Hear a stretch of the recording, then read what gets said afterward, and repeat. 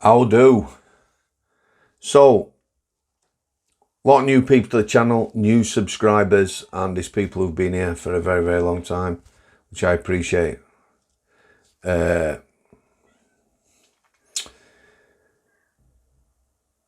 Horner. Strangeways prison staff say Rooftop protester was right on lockdowns.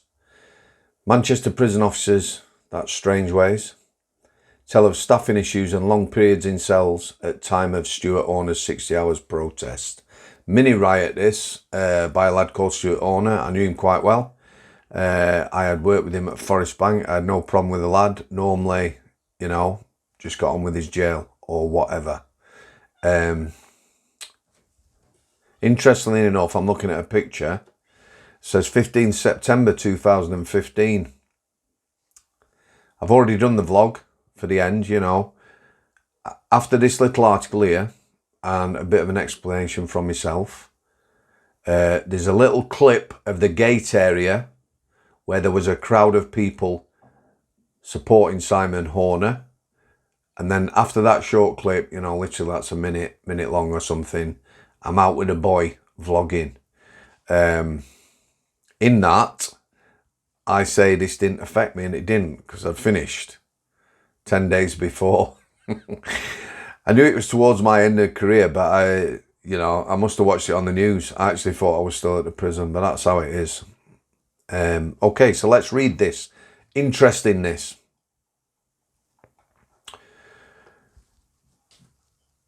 Prison staff have revealed they shared concerns about conditions at HMP Manchester. Always be Strangeways, commonly known as Strangeways, that led to a 60-hour rooftop protest by a prisoner. Stuart Horner endangers his life to stage a protest after claims that his concerns about prolonged incarceration in cells and lack of staff were ignored. Horner, who is serving life at high security male prison for the murder of his uncle Ian Taylor, spent more than 2 nights on the roof smashing glass panes and causing disruption. The cost of the incident by the category A prisoner, who was jailed in May 2012 after killing Taylor with a sawn-off shotgun, could be in excess of $1 million, but Horner claims he was pushed into protesting due to prison conditions. Manchester Crown Court heard staffing issues had led to prisoners being on lockdown regularly, which meant they could be confined to their cells for 23 hours a day. Horner is also said to have told prison officers, how prisoners were using psychoactive drugs such as spice and were increasingly using their phones to alleviate boredom. Look, spice came in, people started using it to combat the boredom. Yeah, 212, 213. It has devastated the prison service. Lots been done to stop it coming. However, the prison service isn't dealing with the staffing issues.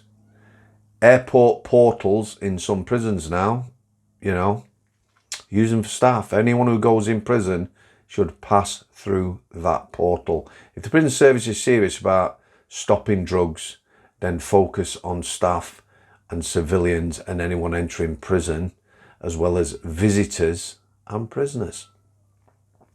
Sitting in the dock, flanked by 4 security guards, they're prison officers.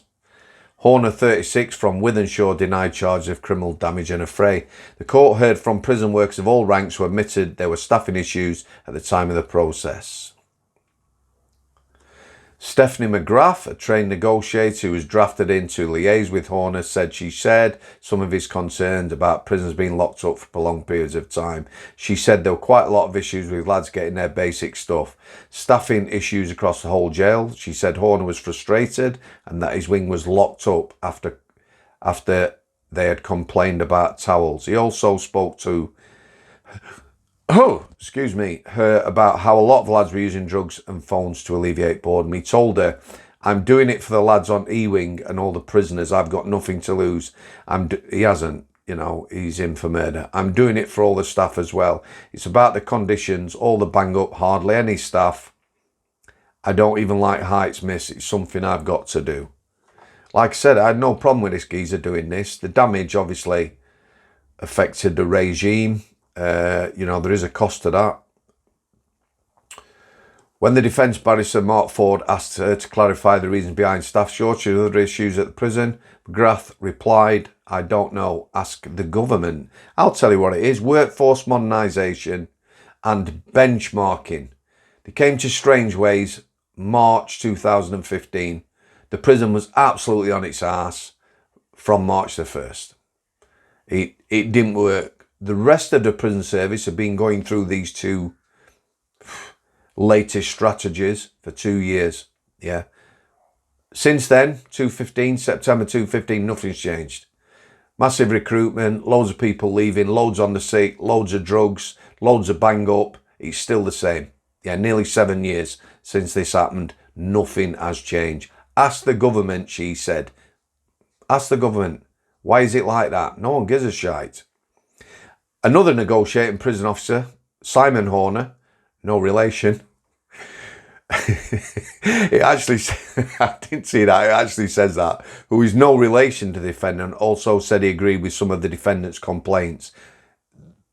Stephanie McGrath, Stuart Horner, right, the two decent officers, there they are. It affected everyone. My last 6 months, yeah, you know, my head went west. There was a lot of confrontation with prisoners, a lot of aggression, a lot of frustration. It was horrendous, and it's not changed. He talks about the amount of time prisoners were spending in their cells and the lack of time used to the facilities. Asked if these concerns had any basis, the officer replied, to a degree, yeah. Yeah, bang right they do. You know, end of the day he's a prison officer, but bang to rights. There were quite a lot of lockdowns at the time. The officer said lockdowns were used to free staff to work on other wings, that it was beyond his remit to explain why there were shortages. See the government. Just finishing off now. While the officer supervising was busy with another prisoner, Horner climbed up a fence. He went on to clamber onto the netting before climbing onto the roof. He remained there for 2.5 days. Crowds of prisoners cheers. He smashed glass panels with a metal pole, attacked prison officers, damaged CCTV and stripped down to his underwear. Horner survived on the roof in a makeshift wooden shelter with some provisions passed to him by other prisoners. Meanwhile, Rob Young, acting governor of HMP Manchester, admitted that prisoners were not being let out their cells regularly on occasion. On occasion, they were banged up all day. You know, why don't you just say it as it is? You know, grow a set. Calm down, Sam. Sambo. Asked about condition in prison, he said, at the time we had staff issues, which meant time out of cells had to be reduced. It's remained, like I said. I don't need to read any more of that. I'm sure to get the gist of that. So I'm going to show you a short clip now of the area where the crowds are that I talk about when I'm out with Stephen at the end of the vlog. Thanks for your continued support. Everyone who's contributed to the channel, all the people who've been on the channel, and all the people who are coming on the channel. Cheers. I'll see you. Stevie? Come on, kid.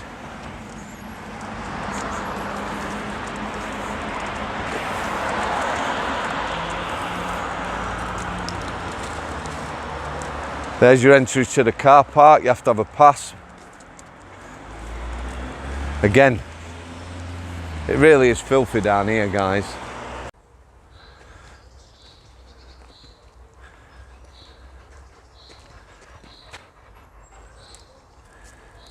I'll do. So finish off the vlog. I just brought him to the parking car. It is warm. Won't be going out till about 10 o'clock tonight again. Walked down the bottom end of the park today. It's well shady and cool. For Stephen. Stephen with a PH. Those here keep messaging and spelling it wrong. It's the posh version. Okay, so the lad on the roof. No problem, me. I knew him quite well. Protesting about conditions. They're on about bang up. Bang up had started. A lot of bang up. 23-hour bang up. Going back to the dark ages. Lack of staff, etc. So I had no issues with that. You've seen the gate area. Me, always at work for 6 pretty much, and leaving after 9 o'clock at night. Did a lot of race shifts, extended my early shift, which is till dinner, and my late shift, dinner till evening. And if you extended them, did an overtime shift, you did an A shift, which is 7:30 while 9. So I didn't see the crowd that came to support this guy. Yeah, loosely speaking, that is. There was a lot of them. There was a bobby there, maybe 2 coppers, police. Yeah, didn't know what to do. The coppers, felt sorry for him. Here's the thing, yeah. Just gonna watch him across this little road here, guys, and I'll be back to you. Stay there, kid. Stay there. Okay. Come on in. No, this way. Let's go in shade. Down here. I did feel sorry for coppers. Here's the thing. Prison officers and coppers are always going to get a bad press. Always. Universally not liked. Police more than prison officers, I don't know. Without police, there will be lawlessness. We do need police officers. They're not all bad. Sadly, in the press, it's usually the wrong uns and things they haven't done and should have done that get all the news coverage, not the good stuff. Prison officers, again, pretty much the same. Plenty about corruption and things like that. Not the good stuff that goes unchecked, unmissed, or missed every day. This way, kidder.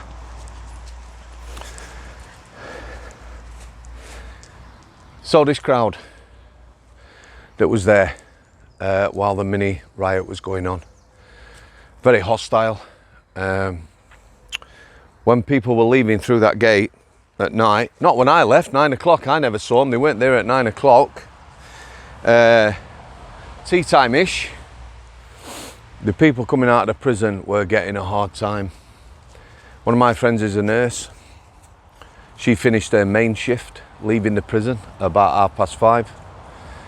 Big crowd. That is a busy time, sort of probably 4:30 while 6, a lot of people will be leaving the jail. One of her mirrors was smashed off as she was exiting the jail by the crowd. Her car was covered in spit. People banging on the car and hurling abuse at her. That's a nurse. Yeah, a lot of civilians are leaving the prison at that time, teachers and the like. They were terrified. There was some damage, like I said, you know, you can repair your car, but however, you know, it impacted those people. So yeah, you're supporting the guy on the roof. You know, no one's going to stop you doing that. Damaging, spitting at people, the abuse was horrendous. The coppers couldn't do anything. They looked terrified, and that continued all the time the lad was on the roof. Like I said, by the time I come out, it was clear. I didn't see any of it. It impacted all them people. It was that pack mentality that we talked about before. You know, it's out of order. There is one lad, lives in Salford, probably still in the job now, part-time. He was a gent. One of the people who I would class as a genuine hard man in prison.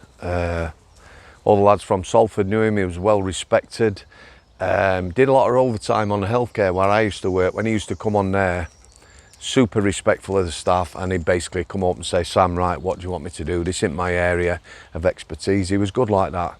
I liked him a lot, me. A proper tough cookie. He actually came out off his main shift.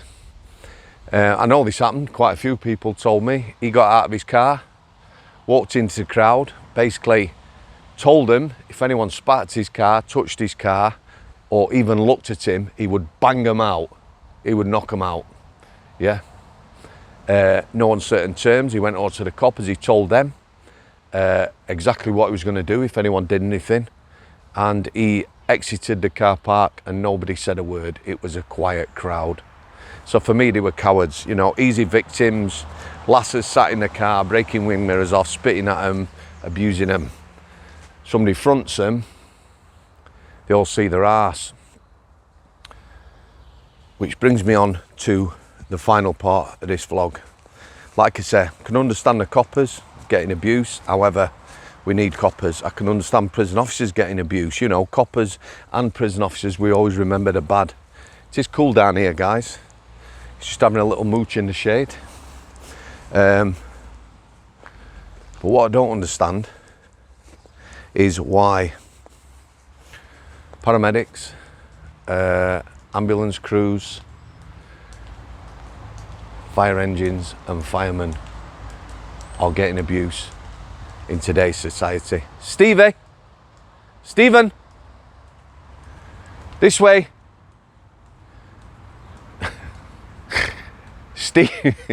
Stephen!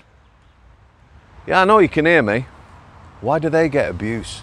Why are people throwing bricks at ambulances, you know, and fire engines? Why is that happening in today's society? You know, them people are only there to help people save lives and do good. Yeah? I do not understand that. That is a very sad reflection on today's society. Anyway, hope you all get some raise. Thanks for the continued support. Natalie Fruit Loop, Byron, Arch, Bernice, Mike Clark. Drop us an email on the new email in the description, mate. Let's have a chat. All the people who are supporting me, the people who are supporting me on Patreon, buy me a brew and everything else. Thanks for your continued support, guys. It's much appreciated, it really is. Parting shot as always. Oi. Yeah, we can hear you. Good lad, come on. You stay down here with me. Cheers, guys. Thanks for coming. Al City.